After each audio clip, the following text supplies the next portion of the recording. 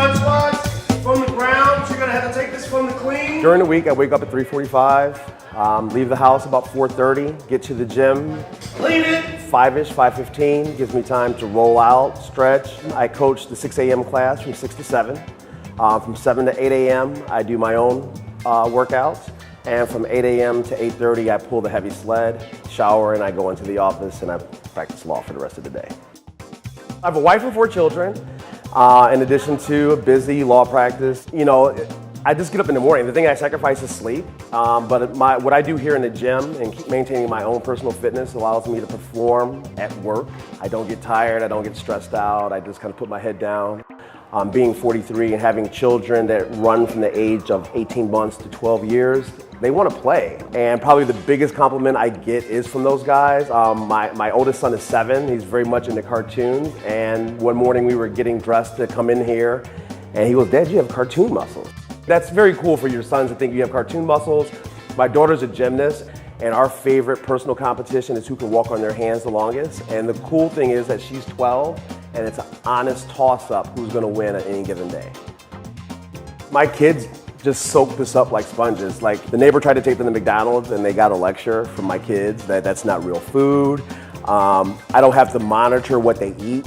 I'm pretty proud that we have a very healthy household. Come on, one more round. We got 1 minute left. In 2000, in fact, I was obese, and I had signed up for an insurance product, and I sent a registered nurse to my house to do a physical. So she came in and she weighed me, and she goes, "Oh, you weigh 280 pounds." I was like, "There's no way I weigh 280 pounds. She's like, "No, you weigh 280 pounds."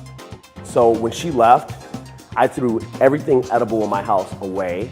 And I had no food IQ, I had no real athletic background at all. Like, I never worked out, had no idea what I was eating.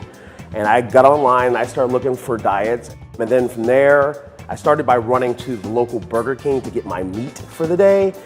And I was like, the first time I did that, I ran into Burger King, or like, "Is somebody chasing you?" And so no, I was just running to get my dinner, you know? So that turned into like a mile, then to my 5-mile run. Next thing you know, I ran a half marathon, I ran a marathon. And then what happened is I turned 40 and I couldn't run anymore. My knees just hurt. It just wasn't fun anymore. And I had to find something to get that cardio burn.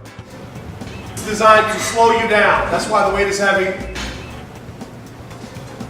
So then a friend at Corals and Brady, a young associate, we were doing an athletic event with a client, and I hadn't seen him for just a couple months. When I saw him, there he had this big, broad chest. I was like, "What have you been doing?" He's like, "CrossFit." He's like, "You will love this." And I had no idea what it was.